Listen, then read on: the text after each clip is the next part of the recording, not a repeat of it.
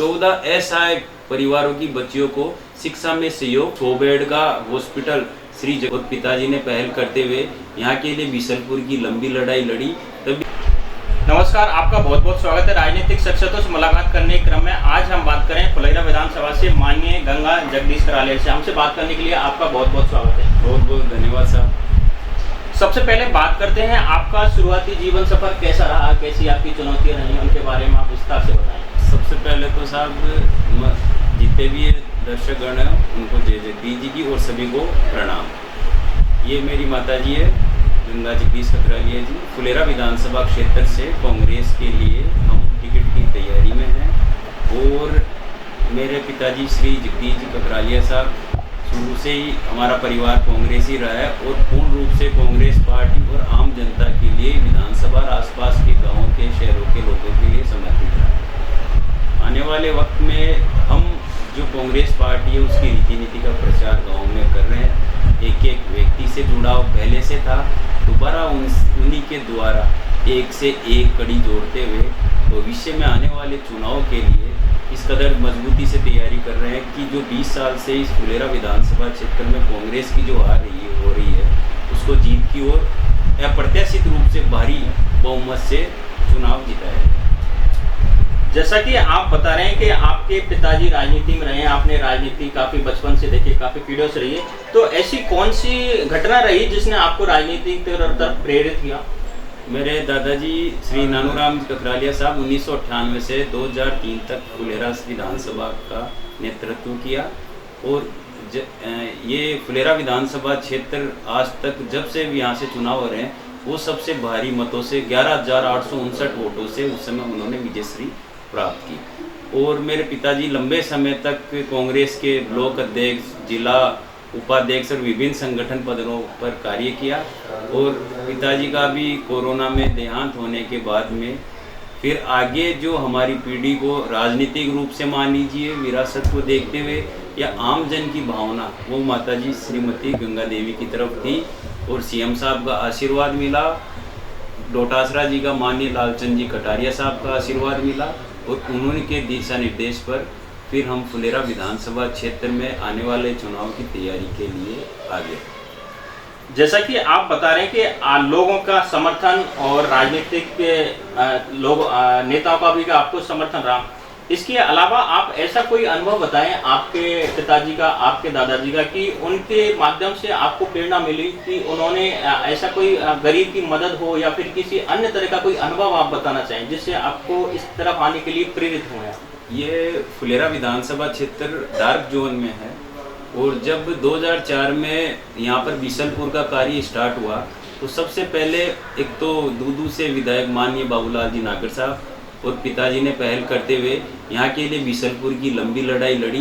तभी आज फुलेरा विधानसभा क्षेत्र में जननायक अशोक जी गहलोत साहब के आशीर्वाद के द्वारा एक एक गाँव ढाणी में पानी का पहुँच हुई। वो उन्हीं की जो उन्होंने कार्य किया, गांव में जाके अलग जगाई और वहां उस समय भाजपा का राज था, उनसे भिड़ते हुए हर इस कार्य को पूर्ण रूप से जनता को समर्पित किया। उसके बाद में किशनगढ़ रेनवाल में उप तहसील थी, उसको जगदीश जी ने तहसील में क्रमोन्नत करवाया और अभी श्री जगदीश ककरालिया फाउंडेशन ट्रस्ट की स्थापना हुई है जिसकी अध्यक्षा हमारी श्रीमती गंगा देवी जी हैं और वो उसके अंतर्गत अभी 100 बेड का hospital Shri Jagdish Kakralia memorial hospital का निर्माण किशनगढ़ रेनवाल में हो रहा है, जो आम जनता के लिए फुलेरा विधानसभा नहीं अपितु आसपास की जो भी आम विधानसभा क्षेत्रों गरीब के कल्याण के लिए उनको जो शिक्षा और चिकित्सा हर पहलू से आम आदमी की ज़रूरत है।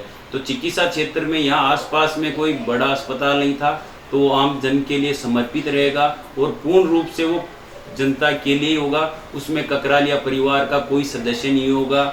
ये हमारा मुख्य आम जनता के लिए। इसके अलावा इस ट्रस्ट के माध्यम से हमारे अध्यक्षा गंगा देवी जी की तरफ से तकरीबन 25 लड़कियों की असहाय परिवारों की बच्चियों की शादी की गई है और 14 असहाय परिवारों की बच्चियों को शिक्षा में सहयोग इस ट्रस्ट के माध्यम से किया जा रहा है। और आने वाले समय में इस ट्रस्ट के माध्यम से, क्योंकि साहब चुनाव हर साल 5 साल बाद में आते हैं, आज पहले कोई विधायक था, 5 साल बाद में कोई और बनेगा, वर्तमान में कोई और बनेगा। लेकिन जो सबसे मुख्य बात होती है कि आदमी का आदर्श, आदमी का विश्वास, आदमी का लगाव, जो जिसको जानता हो, जो जिसको मानता हो। हम तो हमारे पिताजी को ही जानते हैं, उन्हीं को मानते हैं, उन्हीं के कर्मों पे, उन्हीं के पद चिन्हों पे चलेंगे। बस जीवन का मुख्य एजेंडा एक ही है। आपके यहाँ पे ट्रस्ट की आपने स्थापना की है जिसमें महिलाओं को काफ़ी शिक्षा और चिकित्सा की मदद होगी। तो आप महिला हैं, तो महिला होते हुए आप महिलाओं की समस्या को नज़दीकी से जानते हैं, तो इस तरह की शिक्षा फ्री मिलेगी उनको या फिर उनको मदद मिलेगी और चिकित्सा में मिलेगी, तो आपको इससे कितनी खुशी होगी? बहुत खुशी होगी इससे, महिलाओं के लिए तो बहुत खुशी। और चाहे गरीब की हो चाहे अमीर की हो, ऊंच नीच हमारे कुछ नहीं चलते हैं, सब बरोबर रहते हैं। आज के समय में लड़कियों को पढ़ाई की कितनी ज़रूरत है, पढ़ा होना कितना ज़रूरी है लड़कियों को?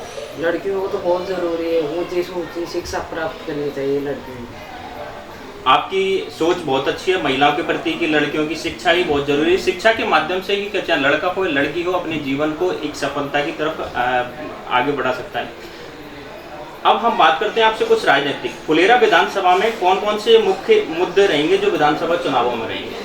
आने वाले चुनावों में देखिए, सबसे पहला मुद्दा तो है कि वर्तमान में जो परिदृश्य चल रहा है उसके हिसाब से तो हमारे जननायक गहलोत साहब ने शिक्षा और चिकित्सा को देखते हुए तो कुछ छोड़ा नहीं है, क्योंकि पिताजी की श्री जगदीश ककरालिया साहब की मूर्ति अनावरण में गहलोत साहब 21 फरवरी 2023 को हमारे गांव रघुनंदनपुरा में आए थे और उन्होंने सौगात स्वरूप, जो कहते हैं ना कि गुरु ने शिष्य को सच्ची श्रद्धांजलि दी, उसके स्वरूप किशनगढ़ रेनवाल में एसडीओ कार्यालय खोला, उप जिला अस्पताल खोला और कम से कम 15 से 20 स्कूलों को क्रमोन्नत किया। उसके अलावा बाद में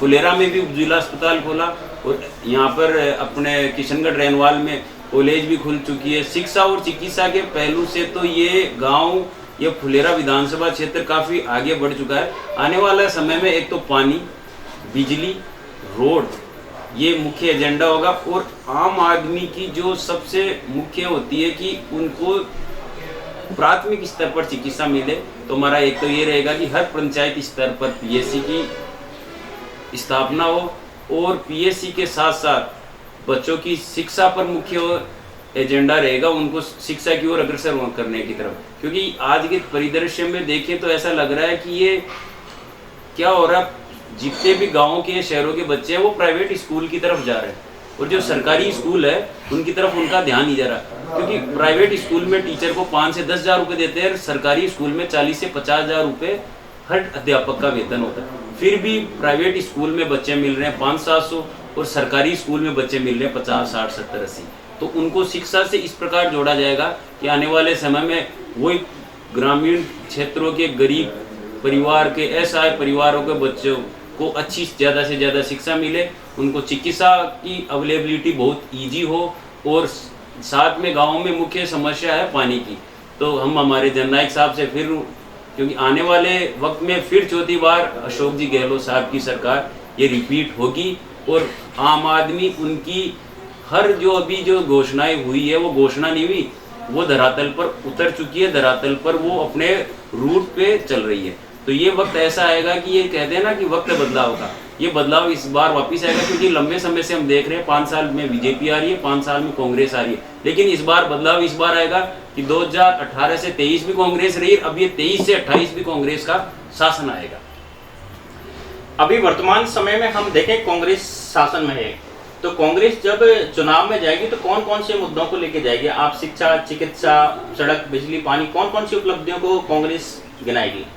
देखिए साहब, गहलोत साहब ने इतना काम किया है कि एक मारवाड़ी में कहावत हो जाए कि साहब अब मुंडा में गाश दे वही बाकी रही हो जो और सारों काम सरकार कर दी। खाद्य सुरक्षा से जोड़ दिया, शिक्षा के अंदर आम बच्चों को शिक्षा मुहैया करवाई जा रही है, चिकित्सा में इनको सरकारी अस्पताल तो अस्पताल, प्राइवेट अस्पतालों में चिरंजीवी योजना लगा के 25 लाख तक उनको शिक्षा वो चिकित्सा मुहैया करवाई जा रही है। उसके बाद में आगे अपन चले तो हर गेहूँ चावल गरीबों को मानो या एक निम्न वर्ग मध्यम वर्ग को भी ये मुहैया करवाए जा रहे हैं। उसके अलावा अपन चले आगे, पेंशन जो थी वो 750 से 1000 कर दी गई है। उसके अलावा बिजली फ्री कर दी है 100 यूनिट तक आम आदमी के लिए, किसानों को 2000 यूनिट तक बिजली फ्री मुहैया करवाई जा रही है। तो अब साहब बचा क्या है? बचने को तो कुछ बचा ही नहीं है। शिक्षा गई, चिकित्सा गई किसानों के लिए, और 1000 रुपये पेंशन का काम हो गया। तो आम आदमी के लिए और हर वर्ग विशेष के लिए, जाति विशेष के लिए नहीं, ये पूरे राजस्थान की जनता के लिए इन्होंने ऐसा प्यारा काम किया है कि इनको बहुत बहुत धन्यवाद, साधुवाद और आशीर्वाद आम जन का, इस राजस्थान की जनता का हमारे जननायक साहब को मिल रहा है। अभी लंपी में गाय मरी तो हमारे जननायक गहलोत साहब और किसान केसरी लालचंद जी कटारिया साहब ने 140 करोड़ रुपए सीधे जनता के खातों में, जो लंपी से गाय मरी थी उनके सीधा उन्हीं के खातों में, वहीं पे जयपुर में जेईसीसी में डायरेक्ट जो पशुपालक थे उनके खातों में सीधा ट्रांसफर किया। अब इससे बढ़िया देखिए ना, बीच में कोई नहीं है। जो पैसा सरकार का है, सरकार से किसान हो, सरकार से मजदूर हो, वो पैसा डायरेक्ट उनके ट्रांसफर हो रहा है अकाउंट में। दूसरा, इस हिंदुस्तान में आज की तारीख में 500 रुपए में सिलेंडर कौन दे रहा है? ये दे रही है माननीय हमारे जननायक की गहलोत साहब की सरकार, कांग्रेस की सरकार। आखिरी सवाल हम आपसे करते हैं, आप स्थानीय भाषा में कोई मुहावरा या लोकोक्ति के माध्यम से फुलेरा के लोगों को, फुलेरा की महिलाओं को कुछ कहना चाहें जिससे वो बढ़ें, शिक्षा में, चिकित्सा में उन्नति करें? कोई लोकोक्ति, कोई मुहावरा आपके दिमाग में आ रहा हो? भाई बेटी हो चाहे बहन हो, गरीब की हो अमीर की हो, बेटा बेटी में एक तो फर्क नहीं होना चाहिए। और बेटी को पढ़ा लिखा हुआ आपका पैरों पर खड़ी हो जाए। और सरकार सब कुछ दे में, जो सिलेंडर, साग सब्जी, तेल, नमक, मिर्च, और बात करवान फोन न चार्ज करवान, फ्री में बिजली को बिल चुकावान, बिन 1000 रुपया महीना का पेंशन, फिर और का चावली सरकार ना ऊपर ये बहुत होगा। और बीमारी हो जावे तो 25 लाख को बीमो, कोई एक्सीडेंट हो जावे तो 10 लाख को बीमो। अभी स्वाय तो उठाई करेली सरकार, कोई वजह। बिल्कुल, हमने आपसे जो भी सवाल पूछे हैं, आपने उन सभी सवालों का स्पष्टीकरण रूप से स्पष्ट जवाब दिया। इसके लिए आपका बहुत बहुत धन्यवाद। धन्यवाद। आप जुड़े रहें इसी तरह हमारे साथ और मिलते हैं अगली बार एक नई राजनीतिक शख्सियत से। तब तक आपके लिए बहुत बहुत धन्यवाद।